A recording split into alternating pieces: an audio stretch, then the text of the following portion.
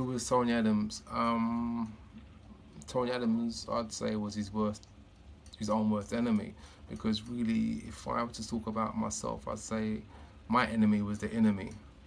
Not really knowing who I was and letting people directly and indirectly manipulate me for their best.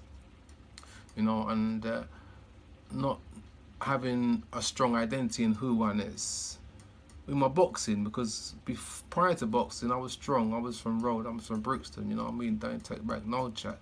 But once I turned professional, I kind of lost my identity. And I was on a journey that I didn't know where it was leading me. I didn't know, I had no point of reference. You know, most of my professional career, I could say that, well, after this, I think the third fight, in fact, before, yeah, I can say, I can think proudly say that, well, I became depressed and I suffered from depression thereafter. Um, but depression was a thing that was taboo. You couldn't really speak about it. Who would you speak about it? Because now I can know that from a boxing perspective, most of the other fighters around me, they were depressed too. But no one would talk about it. You know, you know, I'll just leave. Yeah.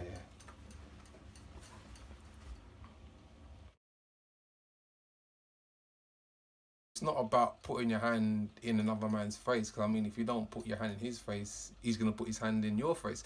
But it's a case of, there's a natural, certain people, certain things come natural. Fighting came natural to me because as a 6-year-old, the first day at infant school, as I'm going through the door of my house, my dad called me back because he'd actually come to the school with me. My mum took me to school, but he'd call me back and he said, "Anthony," and I said, "Yes, Daddy." And he said, "You're a big boy now. You're gonna start school." I said, "Yes, Daddy." And he looked at me and he pointed and said, "Anthony, if anybody hits you, you hit them back. And if anybody asks you, you tell them your daddy told you to do it." I said, "Yes, Daddy.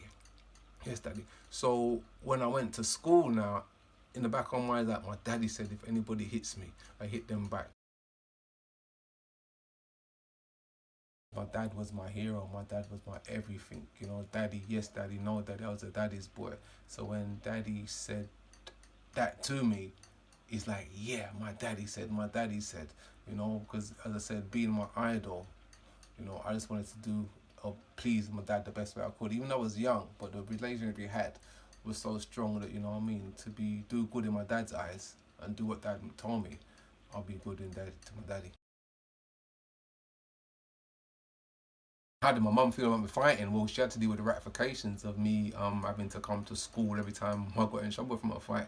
But the funny thing and ironic thing about it is that my mum's nature was naturally a fighter, because my mother, she, in fact, as a child, I remember her getting sacked from 3 to 4 jobs in the space of a year for fighting. So for me, fighting was kind of natural because dad told me to do it and mum actually did it.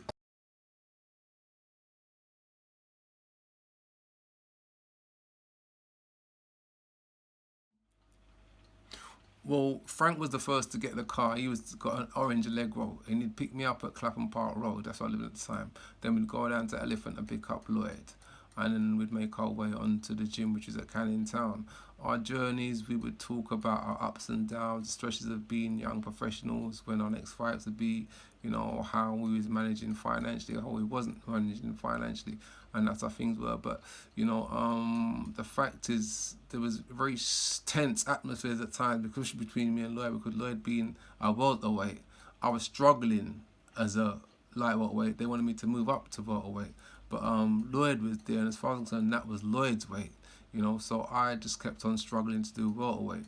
But many times when we had sparring sessions, not only just Lloyd, but Lloyd would come through and Sylvester Mitty, they would be like actual fights, because it was about 4 or 5 fighters who were hovering around the same kind of weights. So, everyone indirectly was trying to prove to Terry that they were the better ones.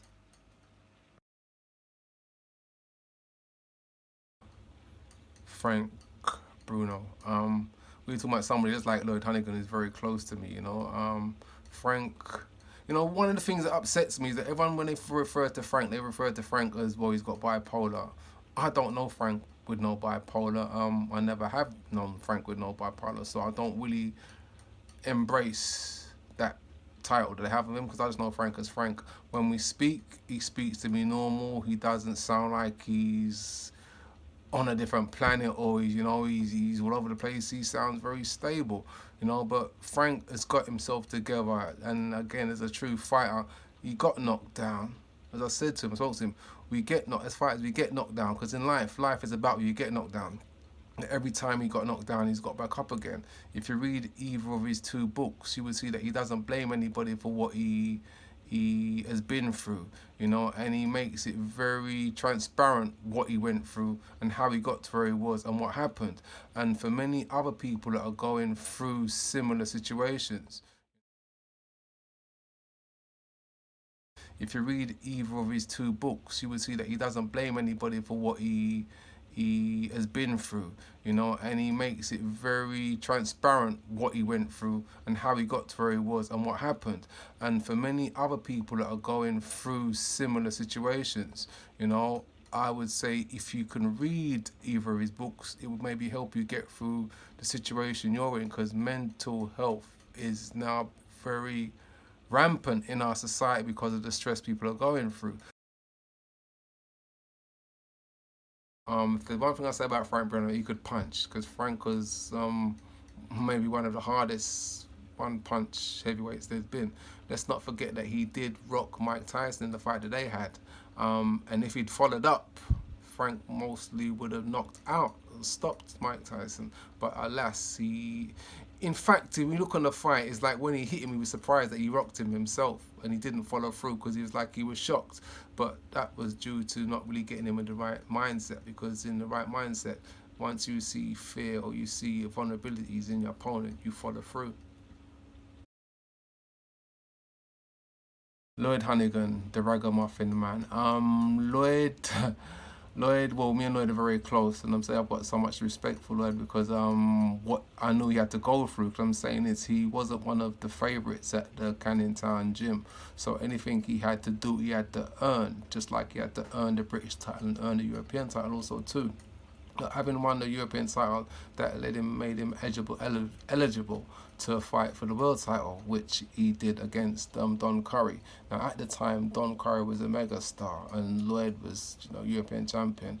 Not many people thought that he could beat Curry. To tell you the truth, I myself didn't believe he could beat Curry. But the main and the most important thing is that Lloyd believed he could beat Curry. And after that fight, things just changed for Lloyd. But I remember having a conversation with Lloyd years after that fight. And, Lloyd said to me, he said, Tony, when I fought Don Curry, no one believed I could beat him. Now, I had to kind of swallow, because I didn't believe he could beat him. You know what I mean? So, okay. But that was their reality, he said. That wasn't my reality. He said, when I was in Jamaica, I used to watch how the Mongols dealt with the Cobra. So that was my point of reference of how to deal with Curry, because we know that Curry's name was the boxing name was the Cobra. So Lloyd had that mindset from a child that one day he was going to do that, and he did. Like Frank, what he said he was going to do, he did, and you can't take that away from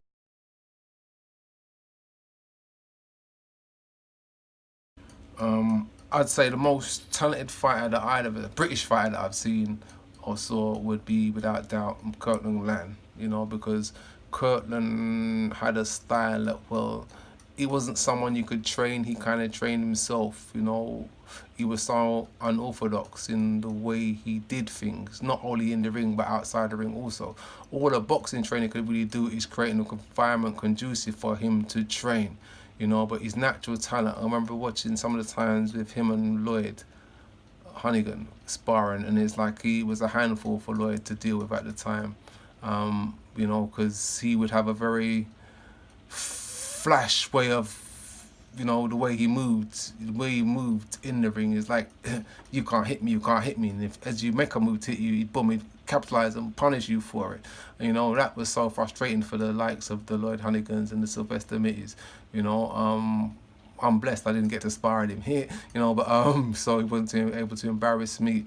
but without a doubt his natural ability showed, because he was one of the only people to beat the renowned Roberto Durand. Now that's the kind of ability he had. The fact that after he'd beaten Durand, he went missing. He went back to his own normal, which that is Kirkland.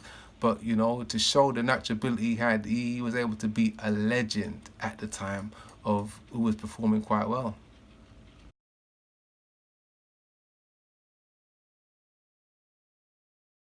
Not knowing oneself, one was all over the place, so one didn't have balance. So to a young Tony Adams, I would say seek truth, and then once you seek truth, truth leads to balance. And in life, you have to have balance to see things from the right perspective. What might be for somebody else might be for them, but what's for you is for you.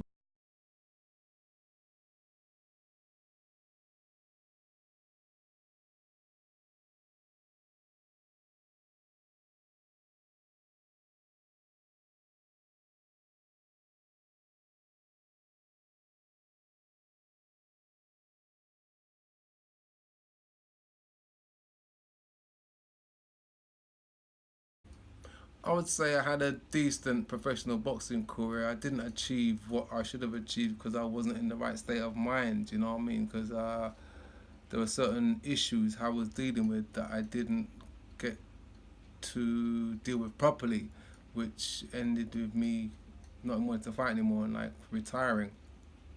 I've retired. Last fight I had was in 1989. I then went to live in America in 91. Now, from that experience, I learned so much because America is very, very real. In those 17 years, I experienced quite a lot of things that would, mm,